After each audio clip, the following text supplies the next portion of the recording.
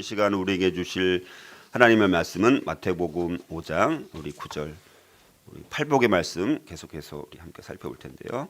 우리 같이 9절 같이 읽겠습니다. 시작. 화평케 하는 자는 복이 있나니 그들이 하나님의 아들이라 일컬음을 받을 것이며. 아멘. 자리에 앉겠습니다. 자, 천국의 가치대로 사는 삶, 우리 화평하게 하는 자라는 주제로 우리 또 계속해서 우리 팔복의 말씀을 함께 우리 묵상하는 시간을 갖고자 합니다. 자, 우리 스파르타 알죠? 아테네 스파르타. 그래서 두 명의 이 스파르타 사람들이 서로 싸운 일이 있었는데요. 그때 이 스파르타 왕이 그 두 사람을 신전 안에서 왕인 자신을 만날 것을 명령을 하게 되어집니다. 그래서 이 두 사람이 다 같이 그 신전에 갔을 때, 자, 이 스파르타 왕은 따로따로 이 두 사람의 의견을 한번 다 들어보았습니다. 자, 그리고 나서 스파르타 왕은 신전의 그 제사장에게 명령을 합니다. 이렇게 명령합니다. 신전의 문을 닫아 놓으라. 그리고 이 두 사람이 하나가 될 때까지 내보내지 말라. 이렇게 이제 제사장에게 왕이 이제 시켰습니다. 그리고 신전 안에서 왕은 또 제사장한테 또 이렇게 말합니다. 이제 앞으로 어떻게 될 건지를 이제 얘기를 하면서 의견 차이가 아마 줄어들 것이다. 이렇게 이제 이야기를 합니다. 자, 왕의 그 말대로 이 두 명의 스파르타 사람들은 즉시 자신들의 차이가 나는 의견을 조정한 후에 그 신전에서 나왔다라고 하는 그런 이야기가 있습니다. 자, 그러므로 만일 이런 일이 우상의 신전에서 이렇게 두 사람이 화해하는 그 의견을 조정하는 것이 가능했다라면 하나님의 집에서는 더 마땅히 가능해야 된다라는 것을 우리가 생각해 볼 수 있습니다. 만일 이방인 스파르타 사람들이 그런 일을 행했다라면, 그러니까 두 사람의 의견 차이를 하나로 이렇게 조율하는 것이 가능했다라면 그리스도를 믿는 우리 그리스도인들은 두말할 필요도 없이 마땅히 더 그런 일들이 더 많이 일어나야 된다라는 것입니다. 자, 오늘 이 시간 우리들의 이 모든 나쁜 생각이나 또 악의를 완전히 버리고 서로 간에 이렇게 우리가 말할 수 있어야 합니다. 자, 당신 무슨 일로 나에게 욕되게 했든지 저는 그것을 용서하겠습니다. 그리고 만일 무슨 일에서 제가 당신에게 어떤 잘못을 범했다면 내 잘못을 고백합니다. 하나님의 자녀로서 원컨대 상한 마음을 위로받기 원합니다. 이제 우리 모두 한 마음이 됩시다. 우리가 이렇게 서로 말할 수 있어야 된다라는 것이죠. 자, 오늘 우리 주님은 마태복음 5장 9절에서 화평하게 하는 자는 복이 있나니 그들이 하나님의 아들이라 일컬음을 받을 것이며 이렇게 말씀하고 있습니다. 자, 이 복은 이제 팔복 가운데 이제 몇 번째 복입니까? 이제 7번째 복입니다. 자, 몇 번째 복이라고요? 네, 7번째 복입니다. 자, 그런데 성경에서 숫자는 굉장히 상징적이고 매우 신비적인 그런 의미가 담겨져 있죠. 특히 7이라는 숫자는 히브리어 가운데서 항상 히브리인 가운데서 무슨 수라고 7은? 완전수. 우리가 이런 기본적인 꼭 우리가 알고 있어야 됩니다. 완전수입니다.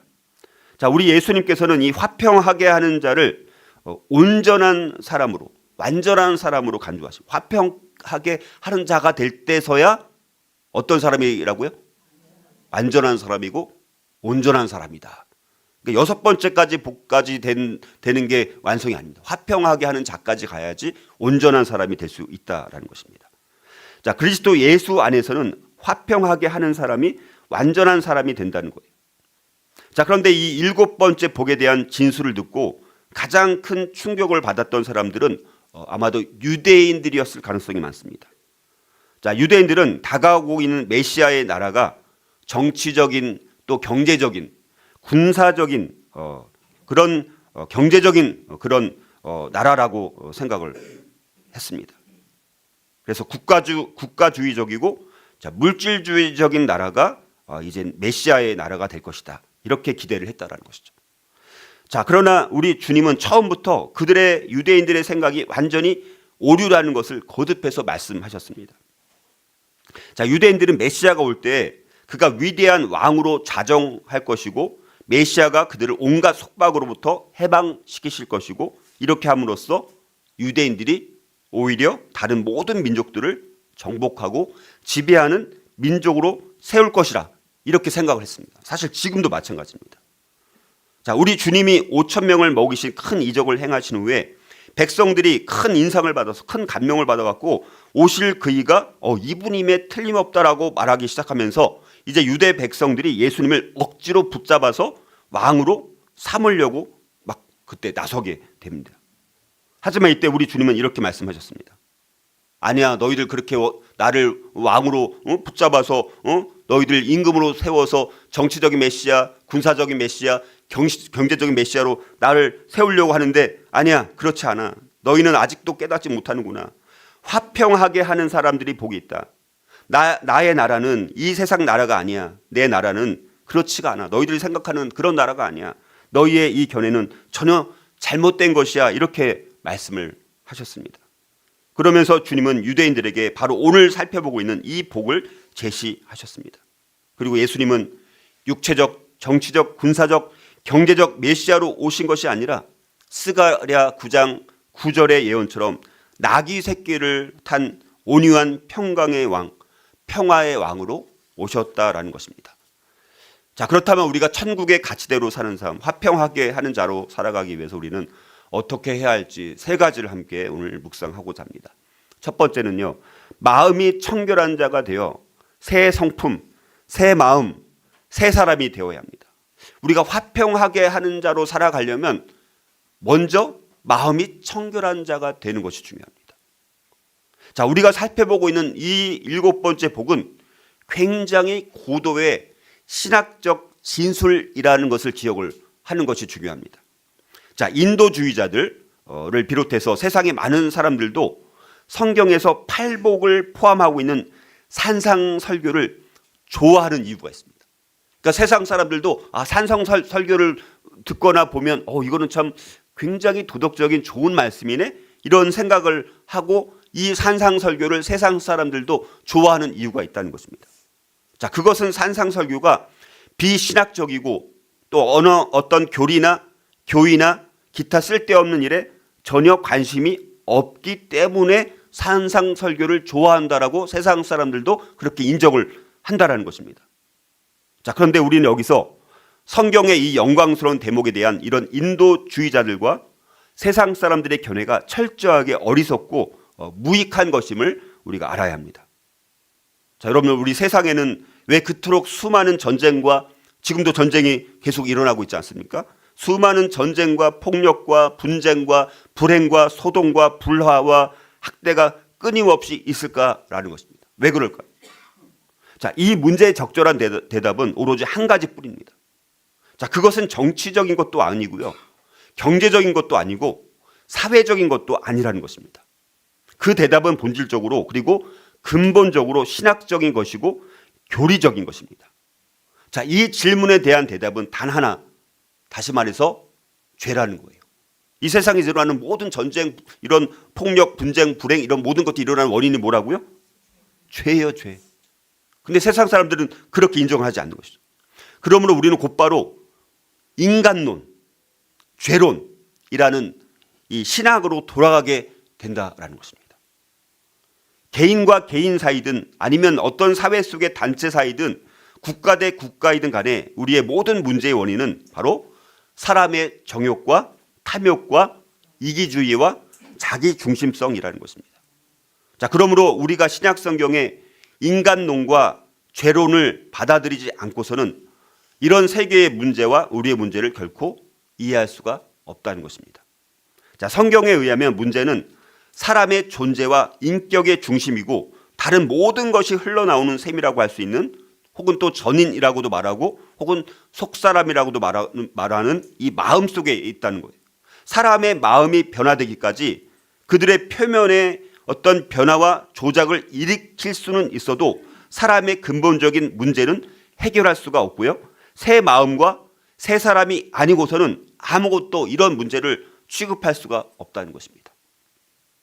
자, 그러므로 이 7번째 팔복의 위치에는 굉장히 중요한 의미가 있다는 것이죠. 오늘 말씀 앞에 있는 구절은요, 6번째 복에서 살펴봤던 것처럼 마태복음 5장 8절에서 뭐라고 말씀합니까? 우리가 지지난주에 살펴봤었죠. 마음이 청결한 자는 복이 있나니 그들이 하나님을 볼 것이며. 자, 이렇게 말씀하고 있죠. 그러니까 7번째 오늘 살펴보는 팔복 그 전에 6번째 복이 마음이 청결한 자는 복이 있다라는 그 말씀이잖아요. 그렇죠? 자, 우리는 그래서 이것을 이해하는 것이 굉장히 우리가 유익하고 중요한데요. 자, 우리는 먼저 마음이 청결하게 되고 나서야 그 다음에 화평하게 된다라는 것입니다. 그러니까 우리가 화평하게 되지 않는 결정적인 이유는 뭐냐? 마음이 청결하지 않으니까. 마음의 문제가 해결되지 않으면 결코 그 다음에 오는 화평이라는 게 올 수가 없다라는 거예요. 이게 굉장히 중요한 영적 원리죠. 근데 이걸 세상 사람들은 이걸 이해할 수가 없는 거예요. 그러니까 우리 하나님의 말씀은요, 성령의 조명하심으로 하나님의 계시에 의해서 우리를 깨닫게 해주시지 않으면 알 수가 없는 거예요. 그러니까 우리가 말씀을 읽고 이해하고 깨닫고 아는 것이 신기한 것입니다. 그러니까 이게 참 어려운 거예요. 믿지 않는 사람들한테.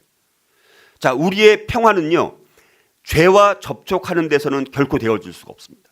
우리가 죄를 접촉하고 죄 가운데 살아가는데 내가 평화가 있을까요? 없을까요? 있을 수가 없다는 거예요. 그뿐만 아니라 악한 것들과 연합하는 데에서도 평화가 결코 있을 수가 없는 것입니다.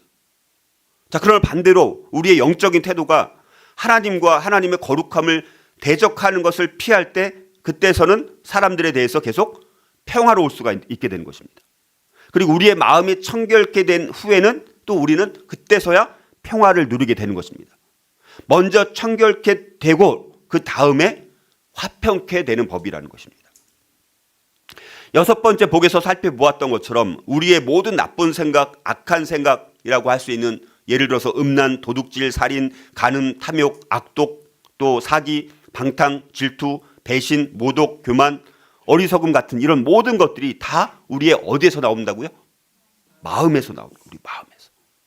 다 마음에서 나오는 거예요. 그러니까 사람들이 이와 같은 한 결코 평화는 없다는 거예요. 마음에서 나오는데 그 마음을 다루지 않고 마음이 청결케 되지 않고는 결코 평화가 없다는 것입니다. 속에 들어있는 것은 밖으로 반드시 나오기 마련이라는 것이죠. 자, 그러므로 산상설교가 어떤 인도주의자들이 아니면 세상 사람들이 항상 애호하던 성구였음은 분명하지만 그러나 이 산상설교처럼 오히려 인도주의와 이런 이상주의를 철저하게 정죄하는 것도 성경에는 없다. 다시 없다. 그러니까 성경은 오히려 인도주의자라든가 이상주의자들에 대해서 정죄한다는 사실입니다. 자, 그들은 산상설교에서 신학과 교리를 다 빼어버림으로 산상설교를 전혀 다른 것으로 변질시키고 왜곡시켜 놓았다는 것이죠. 자, 문제는 사람의 마음 속에 있습니다.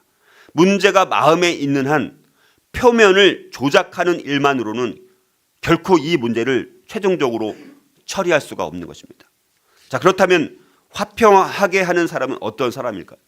자, 이것은 쉽게 말하면 새 성품, 한마디로 말해서 새 마음, 깨끗한 마음을 갖고 있는 사람을 말합니다. 자, 지금까지 살펴본 대로 하나의 논리적인 순서가 있다는 것이죠. 화평케 하는 사람은 마음이 깨끗한 사람입니다. 새 마음을 갖고 있는 사람, 새 성품을 갖고 있는 사람들입니다. 그 이유는 깨끗한 마음을 가지지 못한 사람, 시기와 질투와 이와 비슷한 것들로 가득 차 있는 마음의 소유자는 결코 화평하게 하는 사람이 될 수 없기 때문이라는 것입니다. 자, 그러므로 화평하게 하는 사람이 되기에 앞서서 먼저 마음이 청결해야 하는 것입니다. 마음속에 화평이 없는 사람은 다른 사람들과 결코 평화할 수가 없는 거예요. 지난번 말씀드렸던 것처럼 흔히 문제를 일으키고 남을 못 견디게 하는 사람은 그 마음에 평화가 없기 때문이라고 말씀드렸습니다. 마음속에 평화가 없으니까 어떻게 한다고요? 돌아다니면서 미움과 시기와 질투와 불안을 퍼뜨리고 다닌다는 것이죠. 자, 그러면 우리가 천국의 가시대로 사는 삶, 화평하게 하는 자로 살아가기 위해서는 우리는 먼저 해결해야 될 게 뭐냐, 처리해야 될 게 뭐냐. 먼저 마음이 청결한 자가 되어서 새로운 성품과 새 마음과 새 사람이 되는 것이 절대적으로 필요하다는 사실들을 우리가 기억했으면 좋겠습니다. 또 천국의 가치대로 사는 삶, 또 화평하게 하는 자로 살아가기 위해서 우리는 또 어떻게 될까요? 두 번째는요, 우리의 자아와 자기 이익, 자기 관심으로부터 벗어나 하나님의 영광을 나타내야 합니다. 내 자아나 내 자기 이익이나 내 관심, 여기서부터 벗어나서 하나님의 영광을 나타내야지만 화평하게 하는 자로 살아갈 수 있다는. 자, 우리가 화평하게 하는 사람이 되는 길은 우리의 자아에 대해서 전혀 새로운 견해를 가져야 함을 의미하는 것입니다.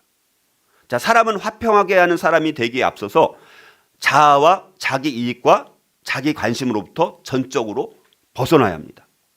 다시 말해서 이 말은 화평하게 하는 사람이 되기 위해서는 절대 중립이 되어야 한다는 것이고, 이렇게 될 때 쌍방을 화합시킬 수 있다는 것입니다.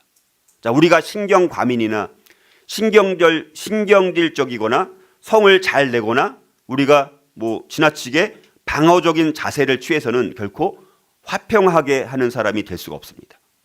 자, 이것을 쉽게 이렇게 설명할 수가 있습니다. 다시 말해서 화평하게 하는 사람은 자기 자신에게 가져오는 결과에 비추어만 만사를 생각하는 사람이 아니라는 것입니다. 자기 자신한테 가져오는 결과에 비추어서 만사를 생각하지 않는 사람이 화평하게 하는 사람이라는 거예요. 자, 잘 다시 한번 들어와 보겠습니다. 자, 그런데 사실 본질상 이것이 우리에게 가장 큰 문제가 된다라는 것입니다. 우리는 우리의 자아와 자기 이익과 자기 관심에 영향을 주는 점을 고려해서 만사를 살펴보게 되어 있습니다. 그렇죠? 그래요, 안 그래요? 자, 그게 나에게 어떤 결과를 미칠까? 이게 나에게 어떤 의미를 가질까? 항상 이거를 살핍니다. 우리가 이처럼 생각하는 순간에는 필연코 전쟁과 다툼이 일어나게 되어 있습니다. 이건 본질적으로, 이거 바꿀 수가 없는 거예요. 그 이유는 다른 사람들도, 나뿐만 아니라 다른 사람들도 모두 같은 것을 생각하고 있기 때문이라는 것이죠. 이것이 모든 다툼과 불화의 사실을 설명해 준다는 것이죠. 사람은 누구나 만사를 자기 중심적인 관점에서 보게 되어 있습니다.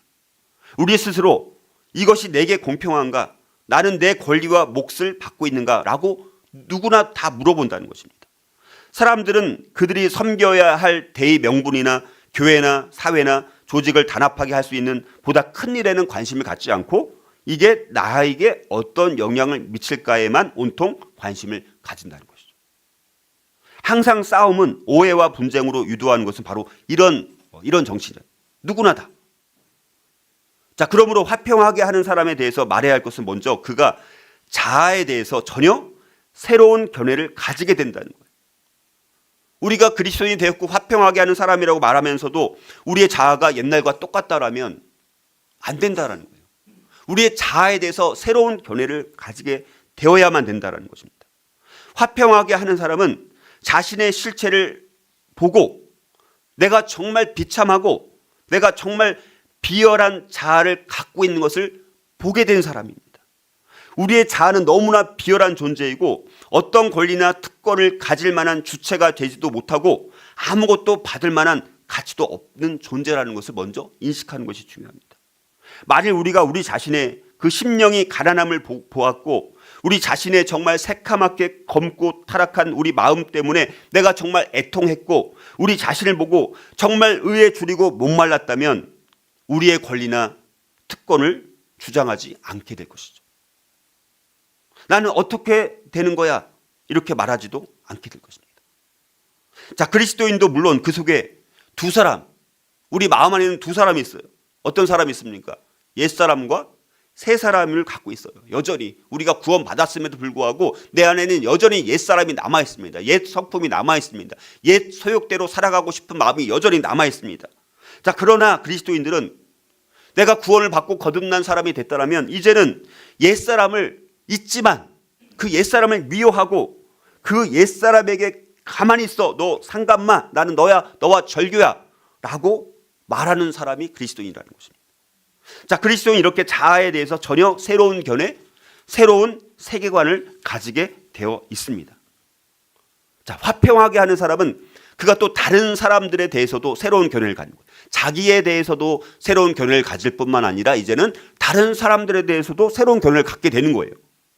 화평하게 하는 사람은요, 그래서 다른 사람에게 관심을 가지게 됩니다.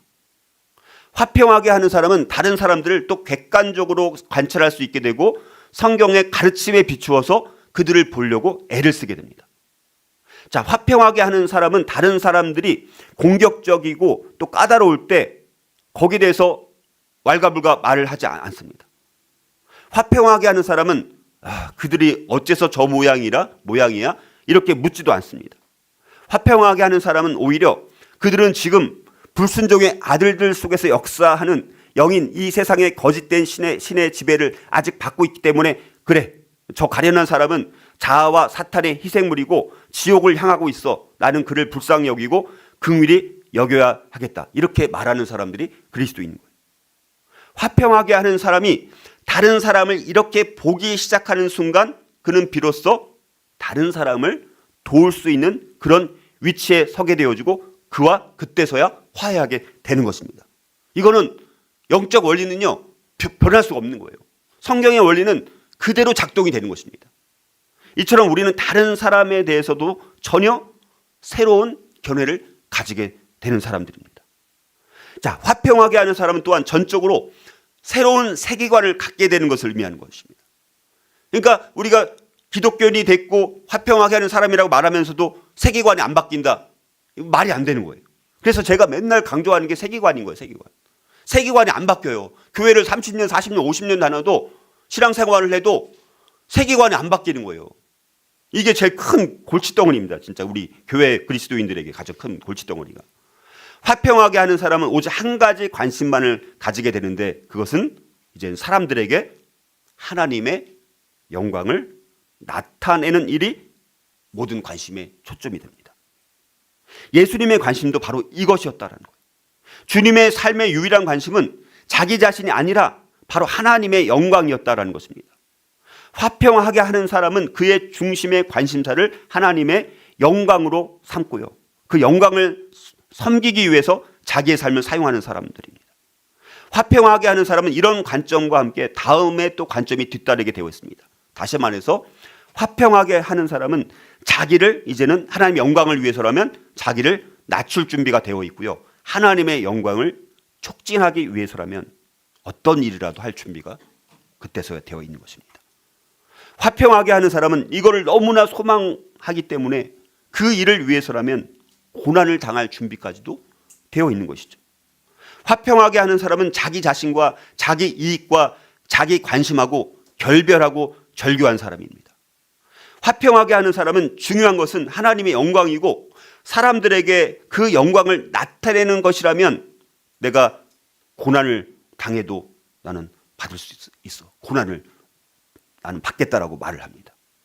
그러므로 화평하게 하는 사람이 이것을 위해서 고난을 당하게 되면 고난을 당할지라도 고난을 어떻게 합니까? 기쁘게 감내할 수 있는. 하나님의 영광을 위해서라면 난 그것도 기쁘게 감당할게요.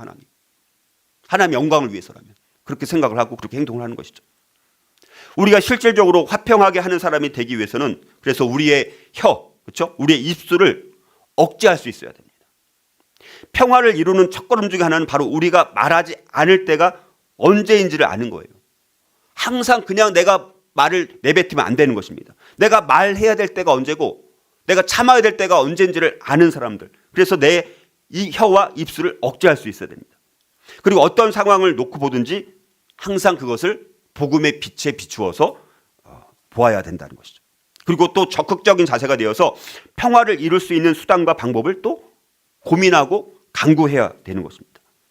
자, 그리고 화평하게 하는 사람으로서 우리가 어디에 있든지 우리가 있는 그 자리에서 화평을 보급시키기 위해서 애를 써야 되는 것입니다.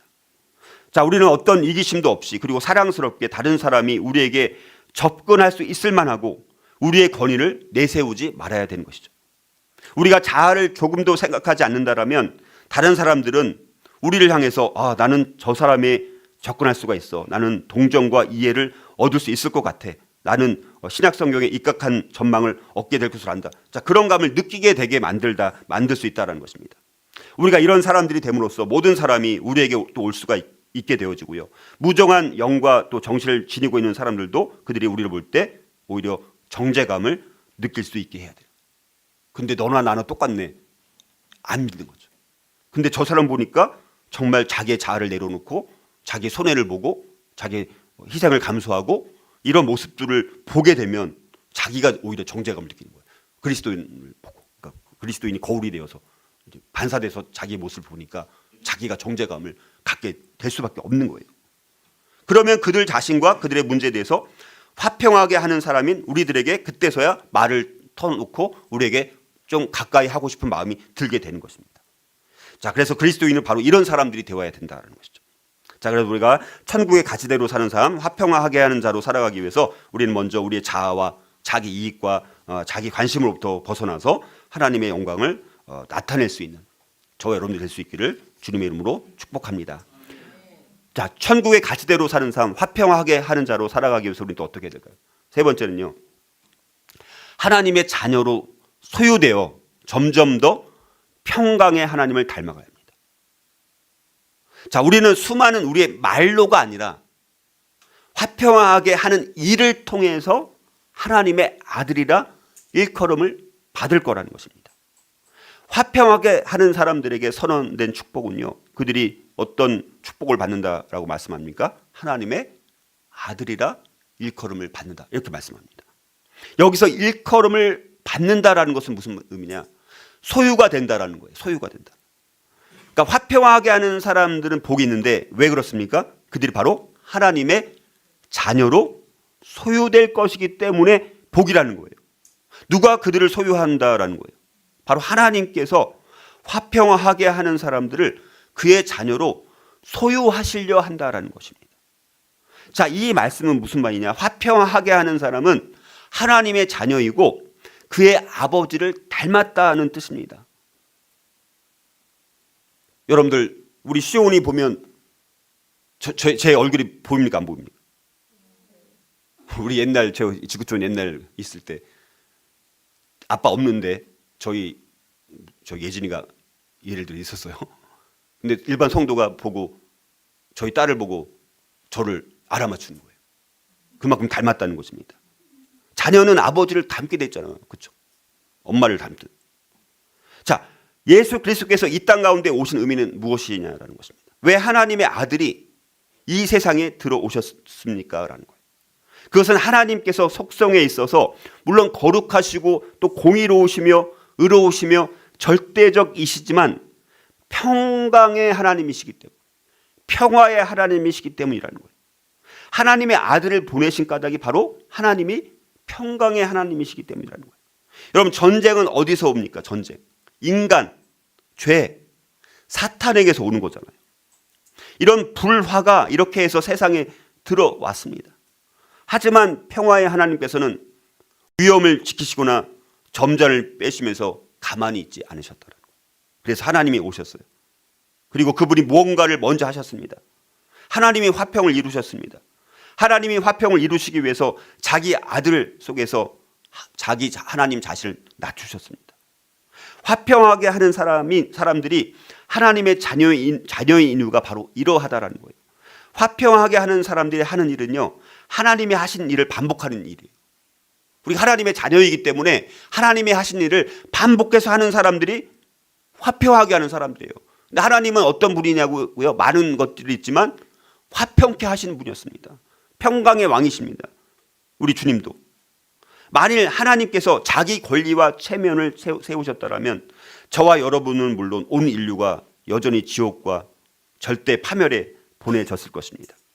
하나님이 아들을 보내신 것은요, 그가 평화의 하나님이시고 이로써 우리에게 구원의 길을 마련해 주셨기 때문입니다. 자, 그러므로 화평하게 하는 사람이 되는 것은 우리 평화의 하나님과 닮는 것을 말합니다. 예수님은 또 평강의 왕이라고 일컬음을 받으셨습니다. 우리 예수님이 평화의 왕으로서 무슨 일을 하셨는지 우리 그리스도인이라면 다 알고 있는 사실이죠. 예수님은 하나님과 동등됨을 취하지 않으시고 오히려 자기를 낮추셨습니다. 예수님은 굳이 이 땅 가운데 오실 필요도 없었습니다, 원래는. 그러나 그가 오신 것은 뭐예요? 그가 바로 평화의 왕이시기 때문이라는 것입니다. 근데 예수님께서 어떻게 이런 화평을 이루셨습니까? 바울은 골로새서 1장 20절에서 그의 십자가의 피로 화평을 이루사 만물 곧 땅에 있는 것들이나 하늘에 있는 것들이 그로 말미암아 자기와 화목하게 되기를 기뻐하십니다. 이렇게 이야기를 했습니다. 주님은 우리가 하나님과 화평하고 우리 마음속에 평안을 누리고 우리가 서로 화평하기 위해서 자기 몸을 내던져 주셨습니다. 십자가에서 죽으셨습니다. 에베소서 2장 14절 18절의 그 영광스러운 진술은요, 인류 역사상 가장 완벽한 화평의 실현자가 바로 예수 그리스도시라고 말씀하고 있습니다. 거기 뭐라고 말씀하냐? 에베소서 2장 14절 18절 이렇게 말씀합니다. 그는 우리의 화평이신지라 둘로 하나를 만드사 원수된 것 그 중간에 막힌 담을 자기 육체로 허시고 법조문으로 된 계명의 율법을 폐하하셨으니 이는 이 둘로 자기 안에서 한 세 사람을 지어 화평하게 하시고 또 십자가로 이 둘을 한 몸으로 하나님과 화목하게 하려 하심이라. 원수된 것을 십자가로 소멸하시고 또 오셔서 먼 데 있는 너희에게 평안을 전하시고 가까운 데 있는 자들에게 평안을 전하셨으니 이는 그로 말미암아 우리 둘이 한 성령 안에서 아버지께 나아감을 얻게 하려 하심이라. 아주 놀라운 영광스러운 진술이라고 할 수 있습니다.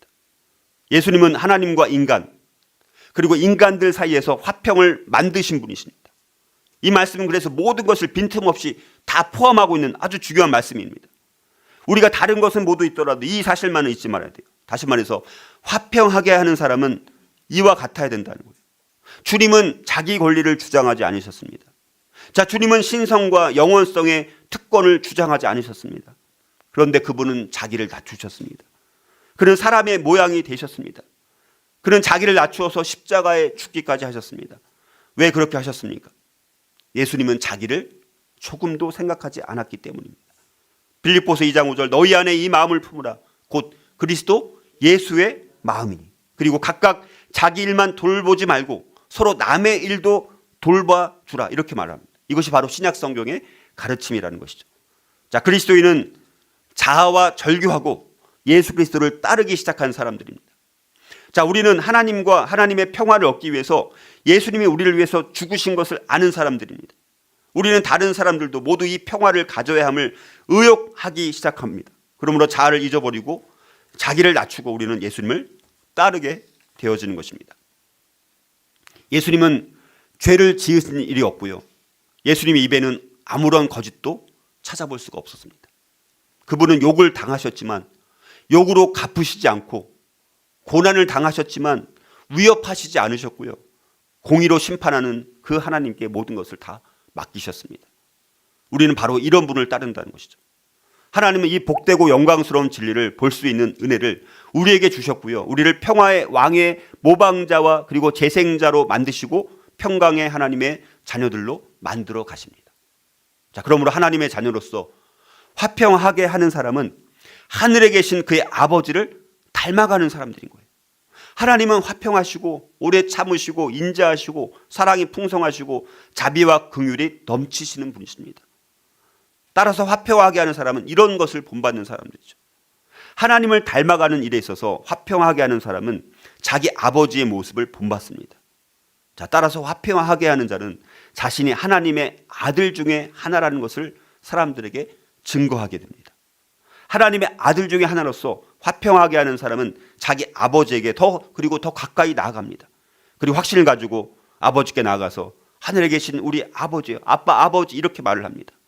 자, 이러한 것은 우리가 우리에게 죄 지은 자를 사하여 준 것 같이 우리 죄를 사하여 주옵소서라고 말을 솔직하게 양심적으로 고백하지 아니할 때는 감히 할 수 없는 그런 말이죠. 화평하게 하는 사람은 그래서 사람들과 더불어서 형제를 느낍니다. 따라서 자신이 아버지의 그 부성의 안에서 기쁨을 누린다는 것을 인식하는 사람들이죠. 그는 하늘에 계신 자기 아버지에게 확신과 놀라운 기쁨을 가지고 그분께 나아옵니다.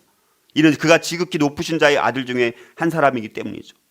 자, 미국에서 유명한 청교도였던 코트 마더라는 사람이 있었는데 이 사람이 매우 모욕적인 여러 통의 편지를 받은 일이 있었습니다. 자, 그 편지 속에는 아주 불쾌한 그런 내용들이 많이 담겨져 있는 그런 기록들이 많이 있는 그런 편지들을 받았어요.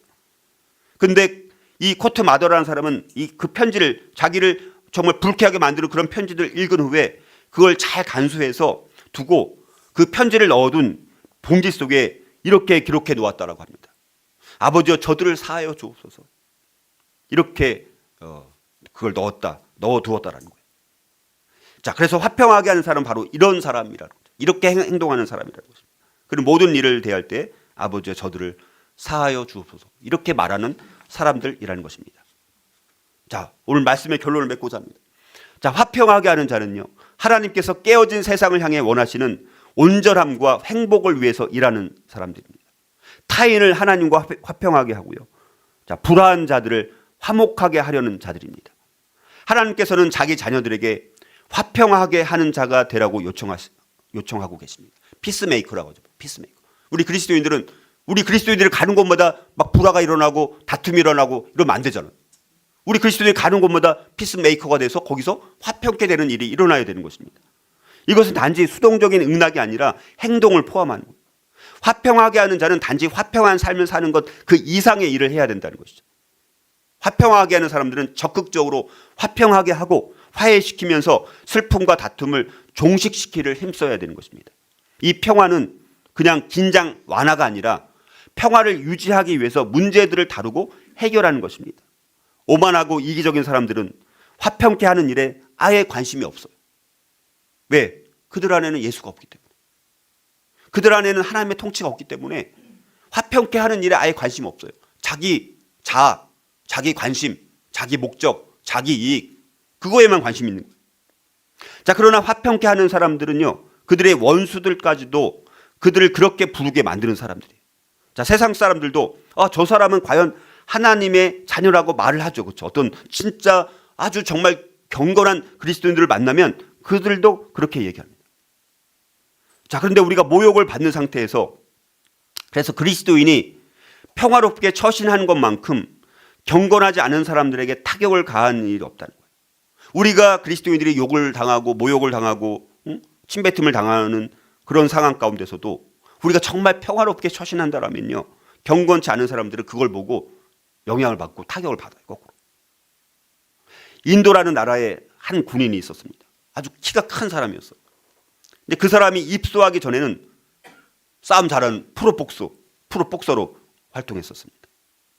자, 군인이 된 후에 또 여러 가지 아주 용맹스러운 전투에도 참전을 하게 됩니다. 그런데 어느 날 그가 어떤 선교사님의 설교를 듣고 회개하게 되었습니다. 회개한 다음에 이제 자신의 모든 일들이 이제 자기에게는 대단한 것이 아니다라고 여겨지게 됩니다. 자, 근데 역으로 예수를 믿고 나니까 동료들이, 많은 사람들이 그 사람을 조롱하기 시작하고요. 자, 그런 사람이 화평을 쫓는 그 복서 출신 그 군인한테 저런 사람이 화평을 쫓는 그리스도인이 된다는 것은 불가능한 일이야, 이렇게 생각을 하게 되어집니다. 다른 사람들이. 어느 날 그래서 어떤 회식이 벌어졌을 때, 자, 그들 가운데 있었던 어떤 사람이 한번 테스트해 보려고 고의적으로 그 사람 얼굴을 향해서 국물을 퍼붓게 되어집니다. 자, 그때 그 사람은요, 회개한 그 사람은 자기 옷을 찢어서 그냥 흐르는 그 국물을 딱 닦습니다. 자, 그러나 마음 안에서는 요동함이 있겠죠. 그러나 그럼에도 불구하고 그런 흥분된 상태에서도 아주 침착하게, 나는 이제 그리스도인입니다. 그리고 저는 이미 이런 일이 일어날 것이라고 예상을 했어요. 이렇게 말을 했다라는 것이죠. 그러면서 그들을 향해서 오히려 미소를 던졌다는 것입니다. 자, 그러자 그 일을 행했던 그 사람이, 국물을 퍼붓던 사람이 이렇게 말합니다. 만일 당신이 이런 방법으로 나를 대할 줄로 생각했더라면요, 내가 결코 이렇게 행하지 않았을 거예요. 제가 행한 일에 대해서 정말로 미안하게 생각합니다. 자, 그가 참는 것이 저들의 악의성을 책망하는 일이 되었다. 우리 그리스도인들이 참는 것은요, 왜 참아야 됩니까? 우리가 똑같이 세상 사람과 똑같이 반응하지 말아야 되는 이유는 뭡니까? 우리가 그렇게 예수님 침뱉음과 모욕과 조롱을 당했음에도 불구하고 다 용서하시지 않았습니다. 오히려 저들을 용서해달라고. 그럴 때 우리가 그렇게 행동할 때 이 악한 세상 사람들의 악의성을, 그런 모습을 통해서 책망하게 된다라는 사실입니다. 그리고 그들 모두가, 그 사람이야말로 이제 그리스도인이라는 칭송을 받게 되는 것이라는 것이죠. 자, 그렇게 됨으로 인해서 오늘 말씀처럼 바로 하나님의 아들이라 일컬음을 그때서야 받게 되는 거예요. 우리가 하나님의 아들로 일컬음 받는 것은 쉬운 일이 아닌 거예요. 자, 그래서 저와 여러분이 바로 이런 화평하게 하는 자가 되어서 정말 하나님의 아들이라 일컬음을 받는 이 놀라운 축복을 우리의 삶 가운데, 우리의 행동으로, 예수 그리스도를 닮아감으로, 하나님을 닮아감으로 우리가 그런 축복을 누릴 수 있기를 주님의 이름으로 축복합니다.